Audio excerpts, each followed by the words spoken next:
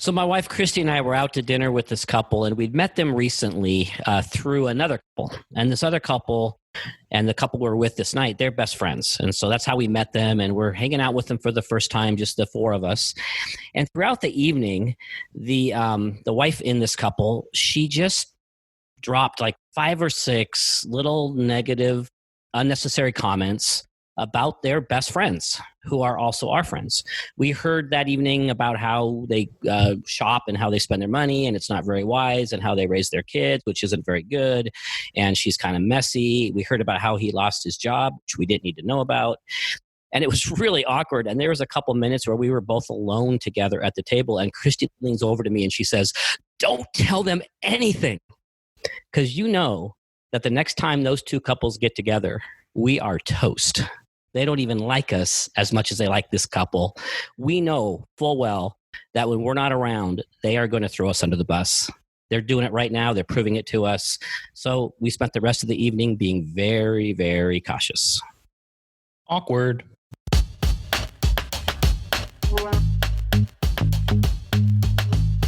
This sounds like a stupid question. Probably is, because, yeah, go ahead.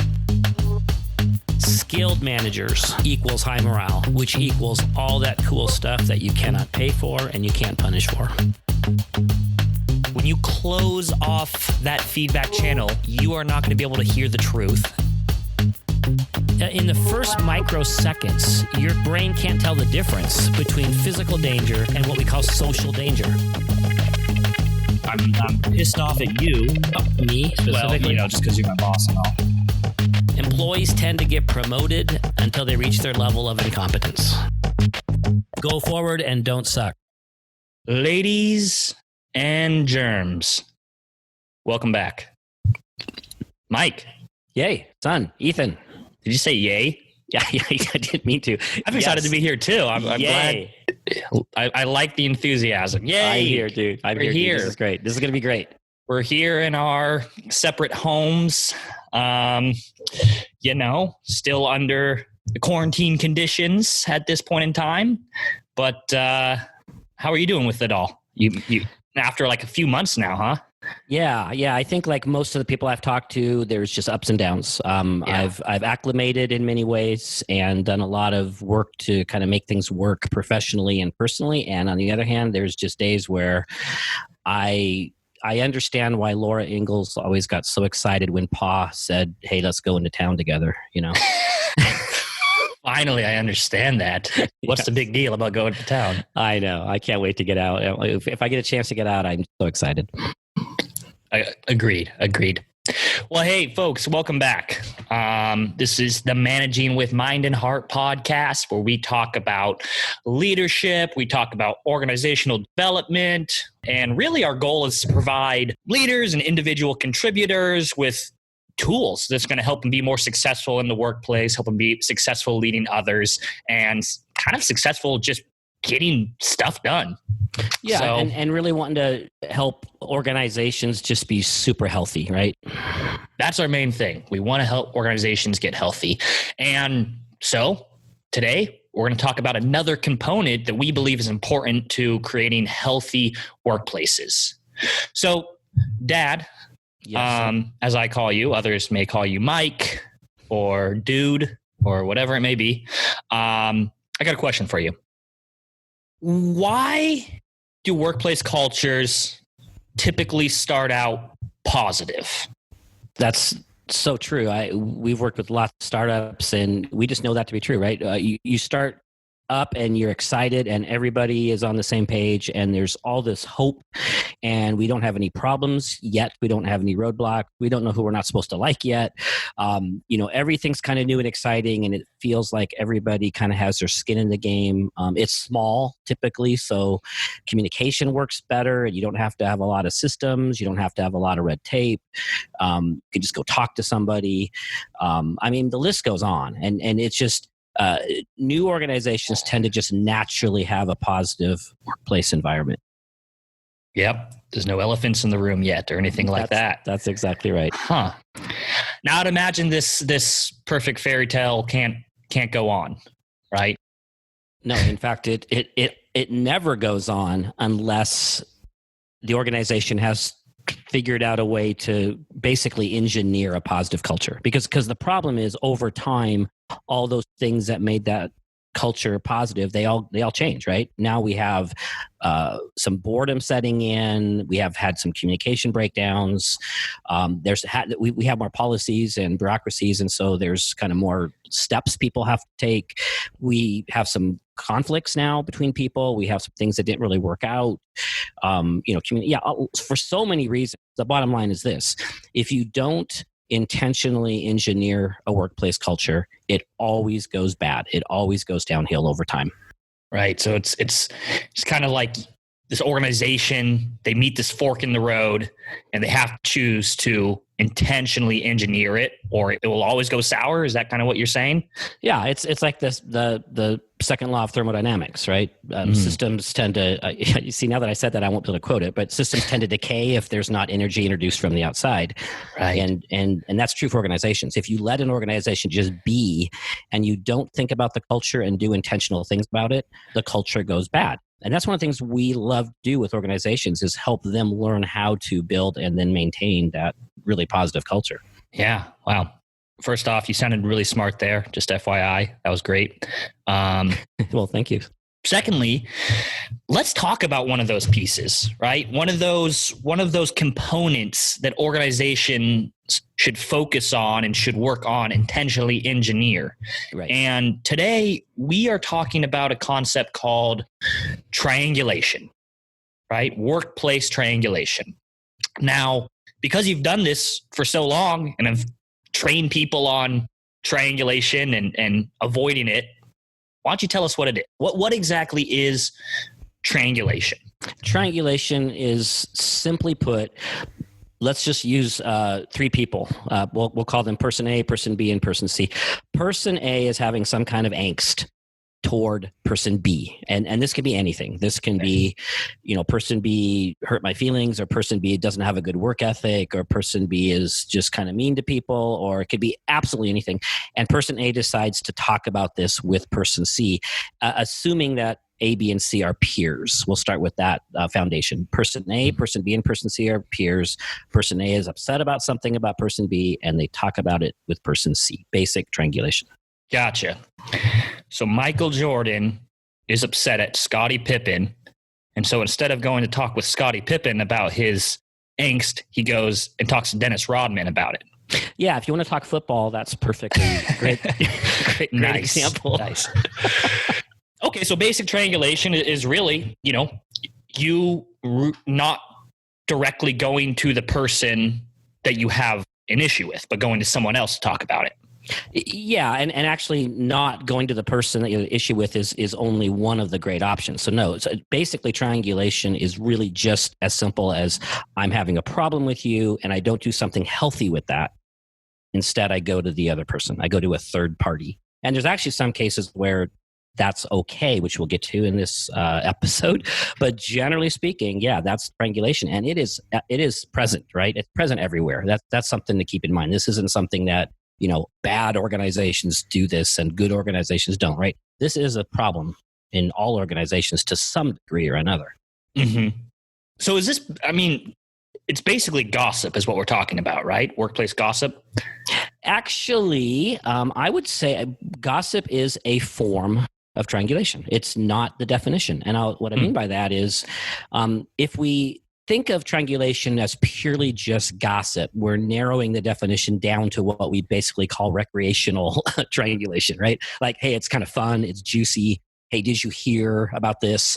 Yes, that's gossip, and that's a form of triangulation. But if we're not careful, we might think that's triangulation, and then we ignore all the other forms of triangulation, because triangulation can be as subtle as, let's say person B really does have a bad work ethic, right? Let's just say that relatively objectively, we could say, yeah, person B isn't getting their work done. They're playing on video games all day, whatever. They're not. That was one time.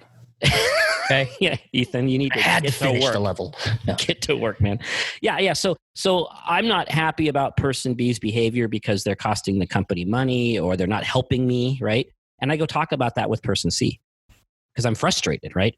That's triangulation. So that doesn't feel like gossip because I'm not saying anything juicy about person B, or I'm not talking about their love life, or, I'm not spreading some rumor. I'm literally saying something that's true that pisses me off. Right. And I'm talking. So keep in mind that triangulation is not just gossip. It's any time I have a problem with person B, whether that thing is valid or not, whether it's objectively true or not, doesn't matter. And I'm now talking about it with a third party. Right. I see. Yeah, because a lot of people think of gossip as there's this kind of rumor going around with little evidence and it starts to spread. And now, so I mean, that makes sense. Thank you. That's helpful to separate those two. Now, can triangulation also be just a thing, right? It might not necessarily be another person, right? Like there's this decision that got made by the company 5 years ago, and we're still kind of talking about it. Would that count? Yeah, it's a bit of a one-off, but I like to put that dynamic you just described, I like to put that in the same category. So instead of person B, it's well, here's the thing. It could be a group, right? That's still triangulation. It could be the executive team. The executive team is they're stupid. They're terrible. They make terrible decisions. And we're going to spend all this time talking about how much we hate our executive team. That's triangulation. It's not a person. It's a group of people. It could be, like you said, that stupid decision that was made 7 years ago, and we're still talking about it. Now we're getting into the realm of basically just workplace negativity. Which I think that's included. I think we can have a broad umbrella called triangulation, and we can put under that umbrella things like, I'm just still talking about this negative thing over and over again. Right. That makes sense. Well, and it makes me think that, as human beings, you and I and most people probably listening to the show, at least the vast majority of them, are human beings. And wait, you're saying that everyone listening to the show right now are human beings? No, I'm not saying everybody. I'm saying the vast majority. Oh, okay, because there might be dogs and others listening. You don't know. All right. Aliens. Well, and so I would like to imagine that we kind of evolved to triangulate, right? And to share stories, to share news with each other about other people, right? When we were in small tribes, it was actually like a survival mechanism, right? If this person, if Jane over here told me that, Joe has been stealing berries out of the stash of food, like that's going to help me not only protect myself against this person that's clearly not acting in the group's best interests, but also now I know I can trust Jane, who told me this information. So it's kind of built into us throughout time, throughout evolution. So, as I think about this concept of triangulation, I think, okay, first off, let's give ourselves a little grace here, right? Like we kind of are drawn to it and seek it out at some level. Yeah, that's actually well put. Yeah, I mean, triangulation throughout the eons was one of the factors that kept us. We knew who was safe, we knew who was trustworthy, we knew who wasn't. So you're absolutely right. It's a survival mechanism in the back in our history. But like all those survival mechanisms, they don't necessarily remain a healthy part of our culture today. Right. And that's what. A little bit of the work is to kind of fight against evolution. There's a lot of things that I've evolved to do that I probably shouldn't be doing in the workplace because it's going to cause damage. And so this is one of those factors that actually currently, I'd say, well, not really currently, the last 20 years or so, this has really been focused on by organizational development experts and consultants, this issue of negativity in the workplace because it just does damage. Yeah. Well, okay. So before we proceed here any further, let's nail one thing down. Like, why does this matter? Right? Like, so what that John talks badly about Jane to somebody else, or not even necessarily badly, but shares his angst with her to somebody else. Like that just seems like it just kind of happened. So why is it something we want to focus on? Why is it a problem? First of all, I just want to let you know that it's nice that you're not using Debbie or Karen. I just want to you. I don't use those. Yeah, I know, but I actually got 2 people have told me that I need to stop picking on Debbie and Karen. So yeah, well, right now we're on Jane and Joe or whoever. So, but hey, well, you know what? You answered that question with me, but so what's the negative? What's the result of people if triangulation is a little bit of above a dull roar in your organization, it's kind of the way we deal. What's the negative? And I'll just start with one, and maybe we can toss this back and forth a bit. But first of all, there's just trust issues. And I've seen this for years and years and years. It's not a secret that there's triangulation happening. And there's the trust around finding out that triangulation has happened about me. There's the trust, like the story I told earlier where, you're bad-mouthing someone to me. I wonder what you're saying about me behind my back. I mean, there's multiple ways that this becomes a trust issue. So that's one reason this is a problem, because when you have a trust issue in your organization, suddenly people are not showing up authentically. They're not bringing their best self to work. Things aren't getting, there's not creativity. There's not collaboration. It can really snowball into a big problem. Mm. What else do you think? Why else do you think triangulation in the workplace is a negative? Well, I think that if this is kind of the thing a culture does, an organization, the way to handle things, I just don't think problems and issues are going to be solved, either not solved at all or not solved quickly, right? They're going to sit there, they're going to fester, right? It doesn't really solve the issue by going to talking about the issue with somebody else, right? Yeah. So, and then, I don't even necessarily need to get into what happens in a workplace if problems don't get solved, right? I think that just, trust and respect get lost. Things don't get done as effectively. The product is not as great. People, there's all sorts of downfalls to that. Yeah. And you're describing this thing that I talk about, this idea of siphoning energy. Like we can focus our energy on problem solving, or we can siphon all that energy into negativity and, throwing people under the bus and rehearsing our negativity over and over again and practicing our negativity. We can do all that, or we can focus our energy on actually on solutions. And I think one or the other is going to happen. So you're absolutely right. Mm. Yeah, there's all sorts of issues with triangulation. It really does impact relationships. It's a time issue, efficiency issue, and it takes time to triangulate. It really, here's the bottom line. I can go into an organization, and after, kind of poking around a little bit, gathering some data, you can just feel the negativity. You can hear it in people's voice. You can hear it in the words they choose. It becomes almost the air you breathe in an organization. And a lot of the times, the folks that are in this organization don't really notice it because they've sort of acclimated to it, but they don't realize it's actually creating all sorts of roadblocks for them having a professional, positive, effective culture. That's interesting. So when you go into an organization and, say they haven't had no training on this subject before, and you ask people, like, how often does this happen, or how big of a problem is it in your organization? What would you say the kind of typical average response is? I can't give you an average, because the average is probably mid, because sometimes I hear it's not a problem at all. Sometimes I hear it's a humongous problem. Sometimes I hear it's right in the middle. But what you just asked me does remind me of this. I've had this experience many, many times where you'll come in at the very beginning and there'll be a survey question on one of our surveys that'll ask about triangulation. And the question might be something like, in this organization, we don't badmouth each other, we go directly, or whatever. Some statement that says things are pretty healthy. And you're going to get a score of like about 4. Often. This happens sometimes. Like, hey, we're doing okay. We're doing pretty well. Then you come in and you actually do the training on triangulation, and people go, oh, wow. I didn't realize, oh yeah, this is a thing. And then you do all the work to clean it up. So you spend time working with this organization, and they really do start to engage in some healthier behaviors, and they really clean it up. And then you come in at the end and you do another survey. Same question. Hey, how you doing in this area? And you go, and they say 4. They say, it's awesome. It's improved so much. We're now at a 4. Right. And it's improved a ton. It's like, well, wait a minute. You said 4 before, and you said 4 now. It means it's not improved at all. No, it just meant that they had no idea how bad it was. Right. That makes a lot of sense.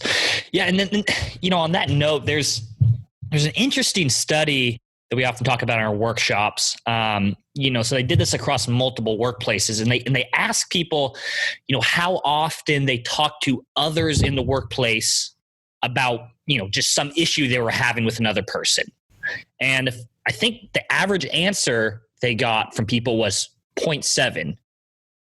which means they thought they talked about it with just one person, or they didn't talk about it at all. Right? The average answer was 0.7. Now, when they finally looked into it and did the research on it, the truth turned out that the real answer was about 4.3.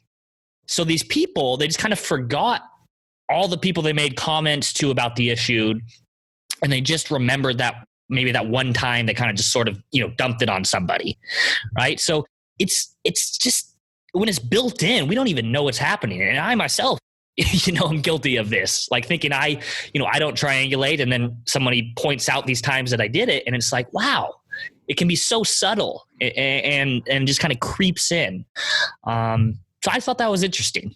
Yeah, that's exactly right. We don't even know we're doing it. We don't recognize it. Sometimes it's the snippiest short little comment we make, right? Just a little, this might seem a little extreme. It might even be walking out of my boss's office and I make eye contact with my colleague and I, roll my eyes and shake my head, point back behind me like, the guy's an idiot. I mean, it's just sign language basically, right? But I've just communicated right there my negativity about my boss to a colleague. That's a form of triangulation. That's a form of spreading negativity.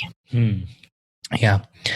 Well, and so then, back to, what is the issue with this if it's part of the workplace, or what could be the negative results of this? There's other things like, the telephone game tends to happen, right? The story changes, which then in that case, I think kind of degenerates into what we would call traditional gossip, right? One person tells this person, and then they tell another person. And by the time it gets to, the fifth person that's hearing about, what Mike Nash, did the other day, it might be different. And then in which case it gets back to Mike, the triangle's complete.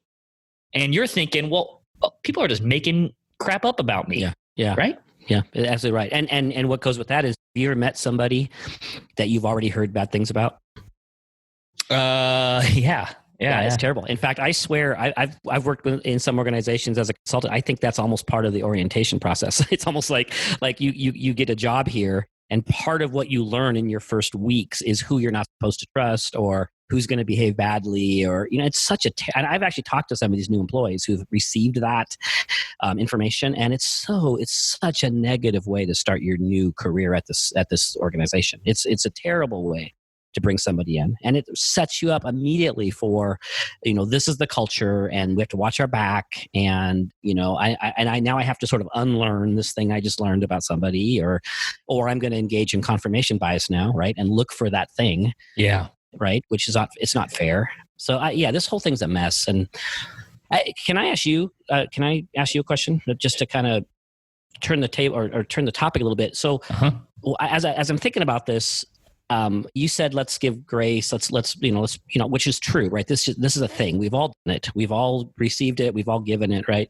But let's talk about why do you think person A in my story, right, which is the person who's triangulating, person who's talking, right? What are they doing? Why are they doing this? What are they getting out of this? Like what's the benefit to person A? Why are they engaging in this behavior, do you think? Well, that's a big question. I think there could be a number of reasons why, person A is spreading their angst to somebody else. I think the most obvious reason, at least for me, is that person's just frustrated, right? But they're just downright frustrated. It's possible that they might have tried to fix this before and it didn't get fixed. Maybe they had talked to that person actually before and they didn't respond well. So, okay, now I'm going to go talk to someone else. I mean, I think that's probably the most common reason I see, at least, is someone is just frustrated. Yeah, and because let's start with that, because that really does give a little bit of understanding and grace to person A. Person A has just had enough, or they're frustrated. And you know what? This is something I tell managers a lot in management training. I said, if you want to discourage, or not discourage, but if you want to see triangulation reduce, fix stuff. Yeah. Right?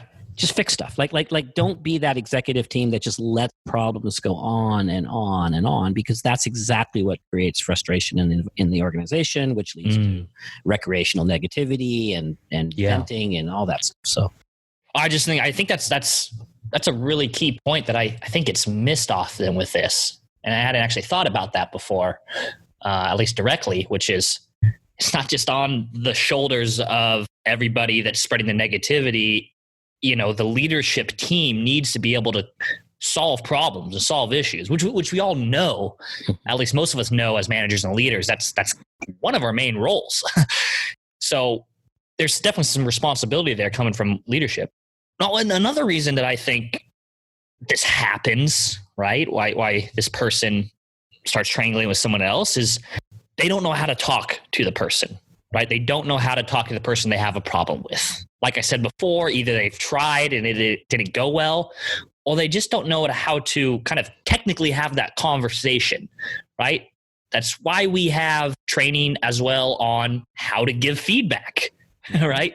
Because if you want to cut out triangulation, you also have to train your people how to confront people and give them feedback. And how to receive it, right? That's another thing, right? One of the things we train on, and we have a podcast on this, is how to receive feedback. So I've, like you said, I've given person B the feedback before, and they got super defensive.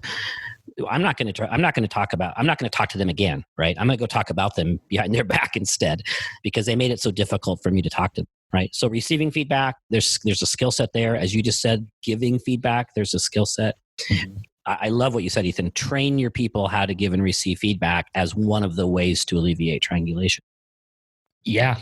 By the way, episodes 6, 7, and 10 are all about giving and receiving feedback.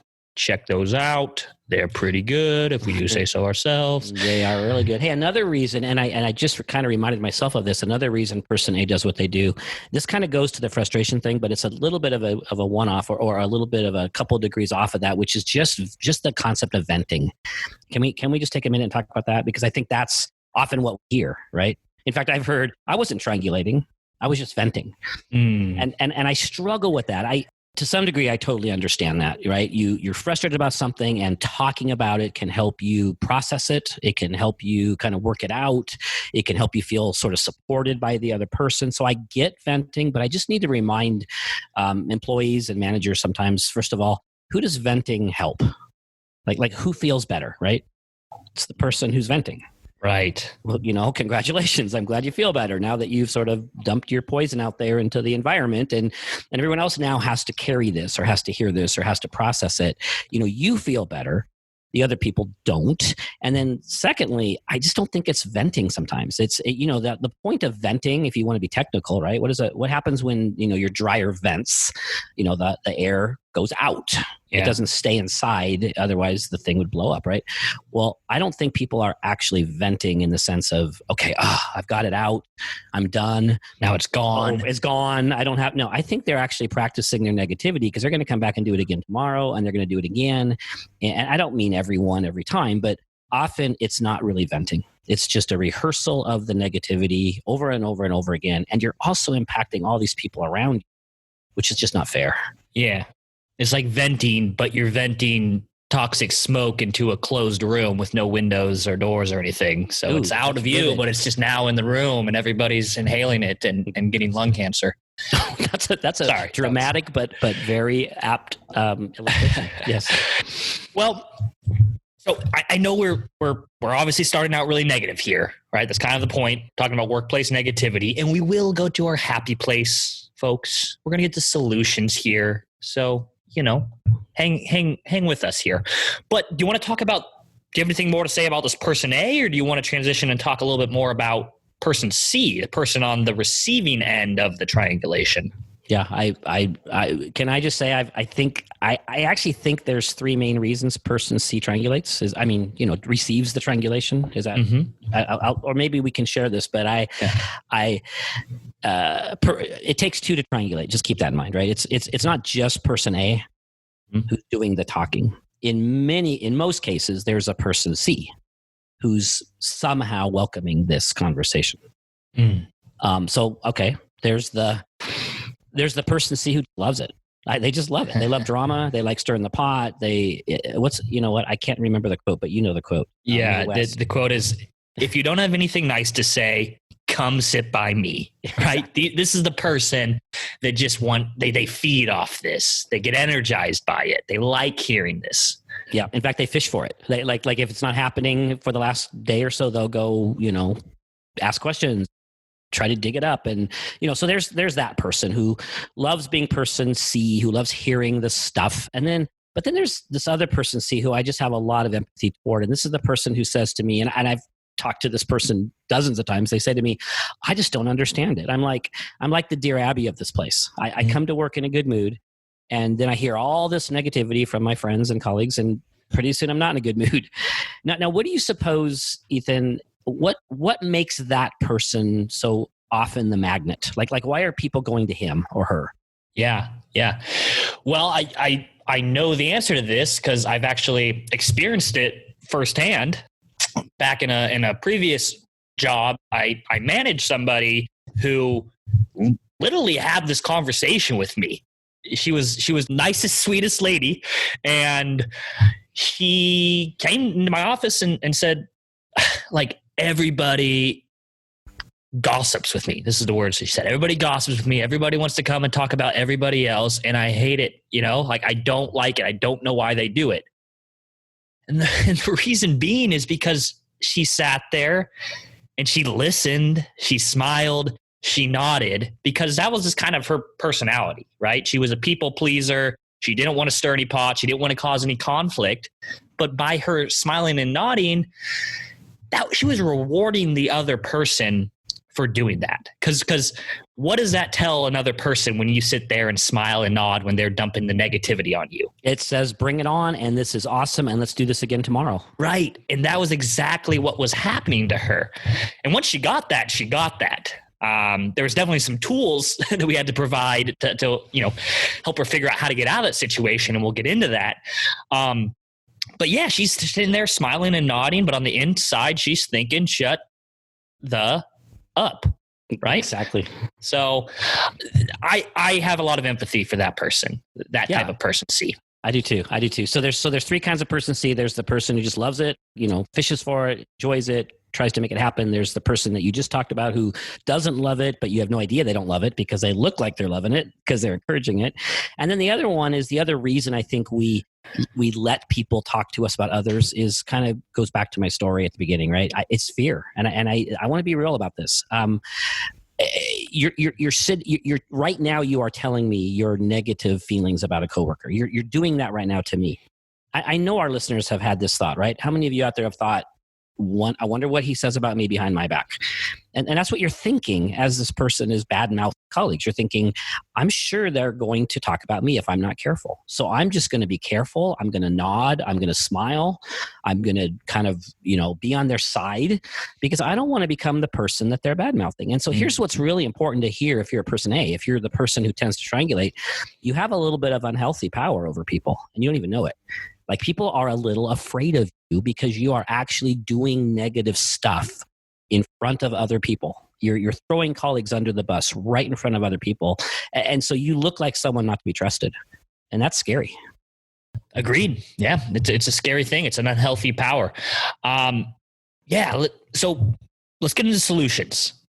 I'm ready to get in solutions. Are you ready to get in solutions? I am, and it's exciting because we actually have solutions for person A and person C. We have solutions for the person who wants to triangulate, who has something that they want to talk about, and we have some solutions. But we also have some solutions for the person who tends to end up on the receiving end.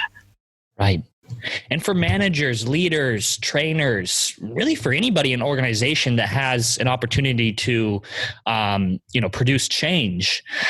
These are solutions that if your organization, your team, your culture, if they just practice these, and these are a conscious effort to make this the way we handle negativity, like, this can entirely change the culture and for the better. And I hope you can talk about that a little bit, Dad, just because I know you have a lot of experience seeing this happen firsthand. I'm really glad you brought that up because what you're talking about here is this concept of common commitments. And I'd actually love to have just a podcast on this topic someday, but it's so exciting to watch a group, a department, or even a whole organization collaborate together on common commitments. And it's actually one of the most important things an organization can do to engineer the culture. And one of those common commitments that we have seen crop up over and over again is this statement that goes something like, in this organization, we do not badmouth our coworkers behind their back. Instead, we do one of these healthy things. And then those things are listed, and we'll get to those in a minute. But I just want to reiterate what you just said. It's one thing for me as an individual to practice not triangulating or not receiving the triangulation. It's another thing for the organization together to learn these skills and make commitments. That's where you see the change. That's a really great point. As an individual contributor, right, you can make changes for yourself, but if if you want it to be a systemic change, everybody's got to be on the same page with that. Yep. So, well, let's get happy. Let's go to our happy place. I want to find solutions. But before we do that, I'm afraid that I've reached the maximum capacity of the human bladder. So I must go relieve it. Thanks for sharing that, Ethan. You didn't need to say that, but okay. Folks, we're back. Thanks for your patience. How you feeling, buddy? Great. All right. Hey, we're going to get into solutions here. Before we do that, just a quick shameless plug. We have a newsletter, and we are kind of into it. We like it. It's a once a month thing. We don't email blast anybody with it. It's literally once a month, and it's a newsletter, more of a kind of a publication of our articles, different management, leadership, organizational development, tips, strategies. If you like this podcast, I really think you're going to like the newsletter as well. They go kind of hand in hand with each other. It's the best newsletter in the history of the universe too. Yeah, it has been deemed the best newsletter in the history of the universe. So if you'd like to get on that mailing list, if you'd like to receive the newsletter from us once a month, you can text the word leading, LEADING, to the number 66866. Additionally, you can just go to our website, nashconsulting.com, scroll to the bottom of any of the pages, and there'll be a way to sign up. So we'd love to have you a part of that monthly mailing list. Also, if you enjoy this show, if you enjoy this podcast, do us a huge favor. Go to Apple Podcasts or any of the other platforms that you listen to this show and just leave us a review. Leaving us a review helps other listeners like you find the show, and we really want to get this out there to people that want it and need it and could use it. So, and if you don't like the show, don't leave a review. Just, right? Is that fair? You know what? We don't really want feedback. We hate feedback. If you hate this show, leave us a review. That will be helpful for us to know. If you hate this show, stop listening to it. That's a good point. It's a good point. Anyways, we'll take whatever review we can get. Yes. So let's get back to the action. We're talking about triangulation. We painted a deep, dark, ugly, cloudy, rainy picture of negativity and triangulation. We're going to get into solutions. Who do you want to talk about first? Solutions for person A? The person that wants to triangulate with somebody else? Yes. You said yes? Yeah. Sorry, okay. I'm nodding and you can see me, but the listeners can't see me. That's all right. Let's talk about person A. Let's talk about the 5 different things they can do that are just way healthier than someone else, going to another peer. The 5 healthy options for person A instead of going to person C, their angst. So what's the first? What is the first option? Yeah, I guess I'd say these aren't necessarily in any order. I'm not quite sure about that. Maybe it's a little bit of an algorithm. You kind of want to go through these to ask yourself, is this the best option? Is this the best option, right? So I would say the first option on my mind is kind of obvious. Go to the person that you're not happy with. Go directly to that person. Give them some feedback, try to work it out. And I want to be clear here. This is not the only option or even always the right option. This isn't always right. But I think it's the first thing you at least want to ask yourself. Should I just go direct on this one? What a concept. Go directly to that person. Person A has a problem with person B, so they go talk directly to person B. Yeah, and like you said before, I don't want to be too redundant, but if you're going to encourage your employees to do this, please train them how to give and receive feedback. Because when you have a bunch of person A's going to person B's and they don't know how to give feedback well, or they don't know how to receive feedback well, you're going to create a whole new set of problems. Right. That makes sense. Yeah, and I like what you said there. This isn't always the best option. It really not. I mean, we've heard managers say this is your only option, right? This could be a terrible option. It could be none of your business, right? You shouldn't be talking about it in the first place. Yeah. Or maybe it's something the manager should be kind of handling, and we'll get into that. Yep. So the next option, unless you have anything more to say that's it. with this one. Option one is go direct. Go to the person you're not happy with. Go straight to person B. Yep. The second option is, I know this sounds a little bit rude, but get over it. Or more like, just get over it. Yeah. Kind of a newsflash for some people. I don't want to be snippy here, but did you know that you don't actually have to have a conversation about everything that bothers you? What? And we don't mean this to be rude, because I'm not talking about getting over stuff you shouldn't get over. I'm not talking about, letting go of things that really do need to be addressed. I'm just saying, we all, as we grow in our adaptive skills, we all figure out that I don't actually have to talk about everything. Sometimes I just need to find a way to let go of this. I need to find a way to maybe assume benefit of the doubt, or, just do something healthy for myself, go out for a run or do some journaling, or somehow find a way to not actually have to have a conversation about this thing that bothers me. Yeah, I think that's key there. Again, the point is, we're not saying get over everything that is like actually a big issue, but consider it.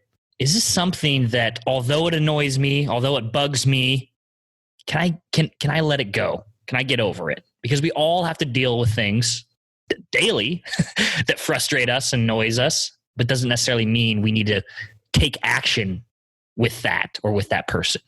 Yeah, and so it can be not really healthy to be the kind of person that is always getting over everything and they're not addressing problems, right? But on the other hand, it's not really healthy to be that kind of person that feels like you always have to talk about every time something bothers you, or every time you see something that's not ideal in the workplace, including other people's behaviors. This is this person who maybe needs to practice acceptance and making sure that they have a healthy enough life, that they're not trying to, make their workplace the thing that makes them happy. So there's some personal health here. There's some adaptive skill growth, some emotional IQ development. Mm-hmm. That makes sense. Okay. So again, option one, go straight to that person, if that's a good option for you. Mm-hmm. The other option is to get over it. If it's something that you can get over and it makes sense to just let go. And the third option, let me ask you, so what else can person A do? What's another healthy option here? Well, all the other three options that we're going to mention really do have in common that you are going to actually have a conversation, right? So this next one is go up, which means go talk to your boss. And or there might be a designated place in the organization, maybe an HR function where you could have this conversation, right? But here's the thing. It is not triangulation to go talk to your boss. And I actually had a boss one time who misunderstood this whole training piece and somehow got it backwards. He went to his employees and he said, "Hey, I was in training the other day. This is what I learned. When you have a problem with one of your coworkers, don't come talk to me about it." Because Mike Nash basically said that's triangulation. And no, sorry, dude, that's your job. I did not say that's triangulation. We have an open door policy as a boss, right? As a manager, you can come talk to me about anything you want. Now, my job, of course, and we'll get to this in another podcast, is to try to help you kind of figure out what to do with that, right? So when you come to me as the boss, I might take it. Right? I might take that issue from you and say, "Hey, thanks for bringing that to me. Let me look into that." Or I might ask you to, nicely, I might ask you to let go of that. I might ask you to get over it. I might suggest something else in between, right? But going to the boss itself is not triangulation. In fact, if you don't let your people come talk to you about stuff that bothers them, guess what's going to happen? Yeah. They're going to talk about it. Yeah. They're going to talk about it sideways. They're going to talk about it with everybody else, right? So go to the boss. That's number 3. Right. Go up. This is also assuming that, your manager is someone that you can trust and someone that knows how to handle your type of requests or, I don't want to say complaints, but grievances, whatever it may be, right? We do recognize that that's not always the case, unfortunately. And that's one of the reasons we are so into training managers, right? Because this is actually one of our whole, we have a huge section on this in our 5-day training on what do you do with these complaints? What do you do with this angst? And how do you air traffic control that? You're absolutely right. You need to be the kind of manager who knows how to deal with this stuff. You also need to have created a certain level of trust and respect between you and your folks. Absolutely. Nice. So you can go to your boss, go to your manager. That is a safe option. Another option is to go outside, which what I mean by that is... Does that mean I can just take my coworker out to the bar and badmouth my colleagues? Yeah, you take coworkers out to the bar and you get a couple martinis and you have a little you-know-what fest. No, wrong. Wrong? Try again. So go outside. Okay, I'll be real with you folks here. We're not talking about where, we're talking about with who. Most of us have people in our lives outside of work that we love, that we trust, that they love and trust us, that we can talk with about our issues and our angst at work, right? Maybe that's your spouse or your partner or a best friend, someone that you can trust. And that really is a healthy option. I think we all need to do that. We all have people in our life that I think, we can rely on to, be that shoulder for us in these circumstances. Yeah, absolutely. I was teaching this one day and I had a woman in class get upset about this. She said, that's really unhealthy. That's terrible. You're telling me I should take my work home and, dump it on other people. I never take my work home, she said. And her boss came to me later and she said, you know what? She's the worst triangulator we've ever had here. she, it's like, you just want to say, lady, bring it home, take it home, do something with it, right? Because you're dumping it on everybody here at work, right? And here's it, like you said, it's real life. There's going to be times I just need to process and get some perspective, maybe from a friend, or maybe have someone comfort me a little bit, or give me some empathy. Or there's nothing weird or unusual or wrong about having a confidential conversation with someone who's not part of that workplace. And it could be a therapist, right? It could be a counselor. It could be a friend. Like you said, it could be your partner. It could be your dog. It could be your dog. I've talked to my dog knows so many things about me and my colleagues that if he ever starts talking, oh my goodness, I'm in trouble. Wait, if he ever starts talking, you'd be rich. Yeah, well, that too. So yeah, go outside, not with your coworkers, not with people you work with. So the fifth option, you ready for this? Yeah, this one's tricky. The fifth healthy option, as opposed to triangulating, is called the problem-solving conversation. So it really is a conversation between person A and person C, which I know we just spent the last 45 minutes telling you not to have that conversation. Hear us out for a second. We're going to give you a narrow option to find a peer to talk about person B with. Absolutely. So let's be clear about this, because I'm going to be realistic. There are situations when you're talking about person B that is not triangulating, right? So let's define that. Actually, help me out in defining that. How can you have a conversation with that person without it being triangulating? Let's even before I explain that, I want to again be redundant. What you're talking about, Ethan, it's a little bit, it's counterintuitive, because like you said, we've just been saying don't have this conversation. So I'm asking the people that I train on this to be really work on being honest with yourself, right? When you're having this conversation, let's make sure it is a problem-solving conversation and not triangulation. And we've got a number of things, 4 different ways to make sure it is a problem-solving conversation. Number 1, which is pretty obvious, you are literally talking about a solution. Like the word solution is showing up in the conversation, or advice, or, what would you do, or help me figure this out. The content of the conversation has to be squarely centered on trying to make things better, not just talking about it. Right. It's not bitching and moaning to the other person. It's No. Help me figure out what to do about this situation. Let's put our heads together. That's it. That's the first criteria to make sure it's a problem-solving conversation. A second one I'll mention is you're not having this conversation over and over again. Like that's where it gets, like the first conversation might have been problem-solving, right? Hey, what would you do? Okay, so that's the conversation. Well, now I'm coming back the second day, the third day, the fifth day, and I'm saying things like, oh, she did it again, or yeah, he acted that way again. Oh, he's still doing it. Okay, that's called reporting. That's triangulation. That you're no longer problem solving. And so that's actually one to keep in mind. If you find yourself going back to the same conversation over and over again, are you still really problem solving? Or have you moved past that into now some kind of just venting, triangulating, reporting thing? Right. So basically by going back and having that conversation again, it's kind of a sneaky way of triangulating. I mean, I can imagine there are situations where you had a problem solving conversation, it didn't work, and you go back to that person and said, hey, that didn't work. Can we think of another way I might be able to handle this? Yeah. So another element with having this type of conversation is we are not talking about character. We are talking about behaviors, which means, and this goes back to our episode on how to give feedback, right? We're not talking about how much of a jerk this person is, etc. We are talking about specific behaviors that you would like help with figuring out how to solve or get past them. And I'm sure you can put that in a more elegant way than that.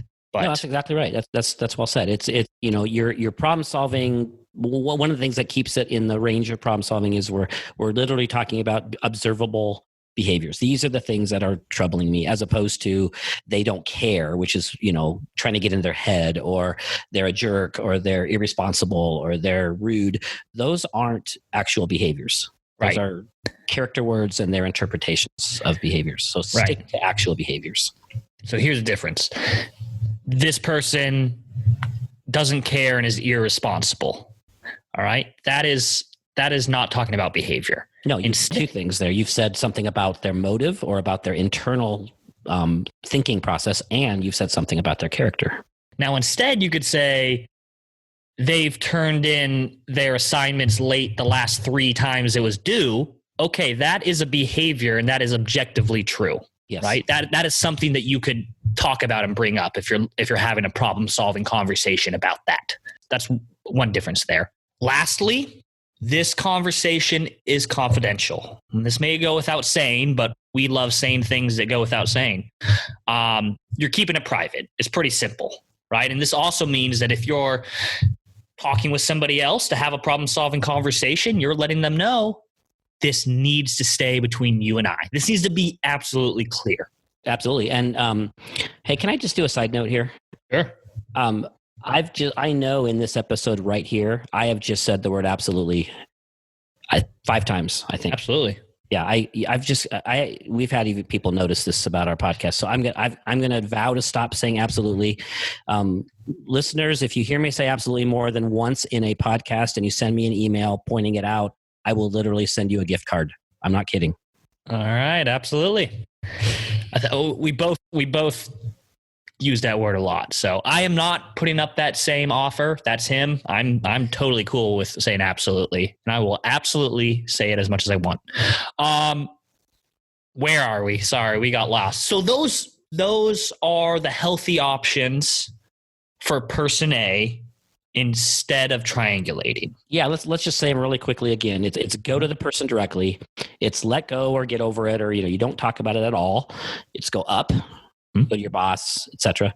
It's go outside, meaning talk to someone else to work it out. Or the fifth option, which the one you just described really well, is just go to the go ahead and have a conversation about person B, but make sure it's a problem-solving conversation. Right, exactly. Which means you're talking about solutions. It means you're talking about behaviors. The conversation's not being repeated over and over again, and the conversation is confidential. That's it. That's perfect. And we probably now should help out our friend, person C. What do you do, Ethan, when you're the one that didn't start the conversation? You're not the one that's walking into someone else's office and bad-mouthing, but someone's now doing that to you. Mm-hmm. That's so hard because, I don't want to be mean. I don't want to be rude. I don't want to, but how do I get out of this? I normally fake a seizure. Like I just, awesome. I fake a seizure. It ends it pretty quickly. And does it happen like often, like throughout the day? A couple times a week? Well, yeah, a couple times a day. It's fine, depending on the workplace, but Okay. I'm sure that's helped you with lots of other aspects of your work life environment.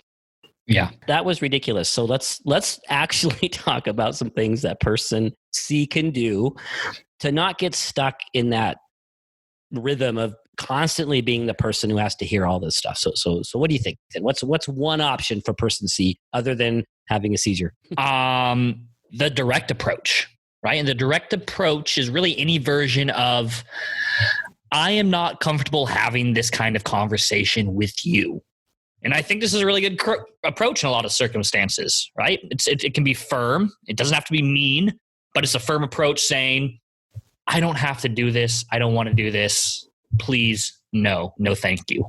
Yeah, right. Let's offer some let's add a few phrases, right? You can say something like, "Hey, I don't want to badmouth our colleagues behind their back," mm-hmm. right? Or I don't want to speak negatively about people who aren't here. I don't feel comfortable having this kind of conversation, right? Like you said, there's lots of ways to do this that you set your own boundaries without being a jerk. Right. And obviously this is much easier when all your colleagues and all your managers have gone through a training like this, mm-hmm. triangulation.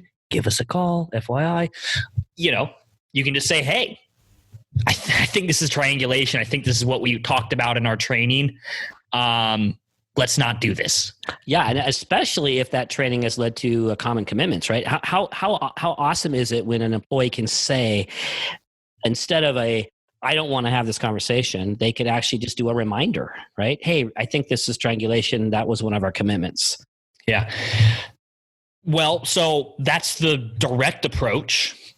And then another approach to getting out of this love triangle is...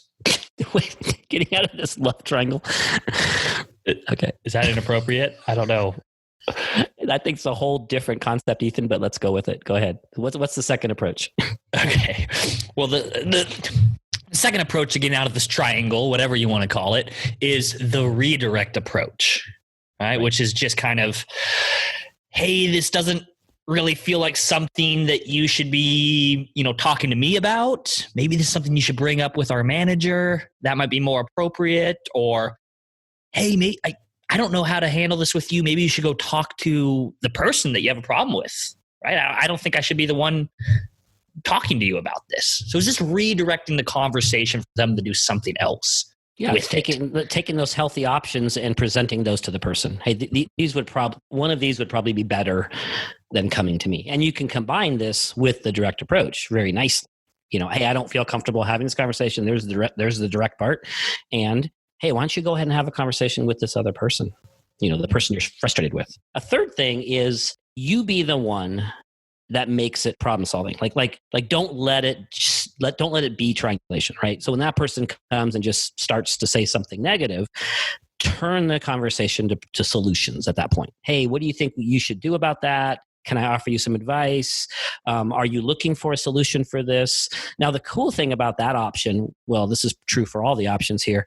If that person literally just wants to be negative, like they don't want problem solve, they don't want to be redirected, they don't want to do something healthy, they just want to be negative, and you keep throwing these other options at them, they're not going to keep coming to you, right? Which is good news. They're not going to keep coming to you because we've said this before. Dogs and dolphins and human beings repeat behaviors that get rewarded, right? So let's not reward this behavior. Right. They might just be like, this is no fun. This person's not trying to triangulate with me. I don't want to do this. Exactly I'll go to somebody else or I'll just stop doing it, right? Yep. So the other option here, the fourth option, is the one I talked about before.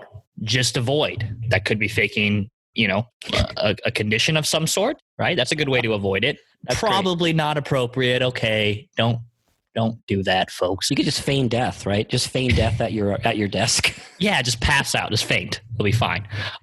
No, but it's avoid, right? It's hey, how about those Mariners?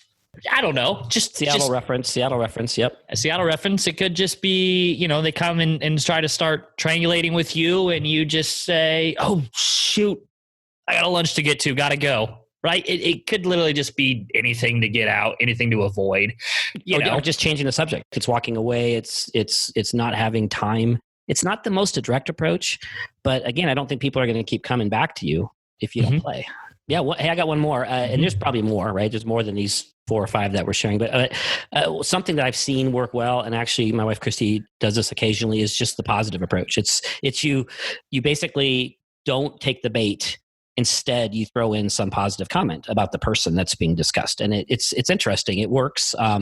Occasionally, my wife fills in at one of the schools, and she'll have this particular teacher who will come to her and start bad mouthing another teacher, and Christy will say something like, "Oh, I don't know, I think she's really good," or "I really like her," or something, and you can almost see the look on the other person's face. It's like, that was no fun. I was hoping you're gonna play here, right? And so that can kind of throw cold water on the person, or better, it could maybe help the person see something positive. You might actually change the tone of the conversation by just going to a positive place instead of participating in the negativity. Yeah, that's so good. And you're right. Your wife, my mom, does do a good job of that one, turning it into something positive. I've learned a lot from her on that one. Well, that's great. So we gave you 5 options if you're person C, and you got all these person A's coming up to you trying to triangulate. And you can either do the direct approach, right? Any version of "I'm not comfortable having this conversation with you." You can do the redirect approach, which is just pointing them in another direction to have this conversation. Either go to your boss or go to that person or whatever. We also talked about turning it into a problem conversation, right? Getting them to talk with you about solutions. And as we know, some people don't want to engage in solutions, and so it'll nip that in the bud pretty quickly. And then we also talked about just avoid, right? Passing out, talking about the Mariners. And then the last option we just discussed is redirecting the negativity by saying something positive. I don't know. I actually think that person does a really good job. So these are really good options if you're person C. Any last thoughts here? Any last thoughts on this whole triangulation piece and kind of getting these teams and cultures to integrate this stuff for themselves? Other than just talk about it. This is the thing. This is a topic. This is a conversation worth having in your workplace. Doing some training on it, setting some commitments. This is not something to ignore or avoid because it's probably happening. And I think shining a light on it and teaching people these skills is going to just help create a more positive professional workplace. Very nice. Very nice, folks. Well, hey, Mike, any last words here? Any closing thoughts for our terrific audience out there? Yeah, I guess it's in the realm of, shameless promotion again. I just want to say, hey, give us a call because we're actually pretty good at coming in and, training managers on all these different management skills, training teams and working with teams to identify triangulation, learn about how to give and receive feedback and create a more healthy, positive workplace. We're also really enjoying going into organizations, whether that's the whole organization or individual work groups, and doing the whole common commitments exercise. It's a really, really valuable process, and it's good to have an outside person come in and do that as opposed to someone in the organization. This way, everybody in the organization can participate, and we can come in and help you collaborate and come up with a consensus around a set of common commitments, and then we can help you work on sustainability so that those commitments really do show up in the workplace a year from now, 2 years from now, 5 years from now. So yeah, give us a call. We'd love to come in and help you out with that. Yep, most def. More information on that, obviously go to our website, nashconsulting.com, shoot us an email, contact@nashconsulting.com, and we'll be happy to have a conversation with you about this training and customizing it to fit your needs. So that's all, folks. It was great being with you again. I hope this has been useful, and ta-ta. See you later.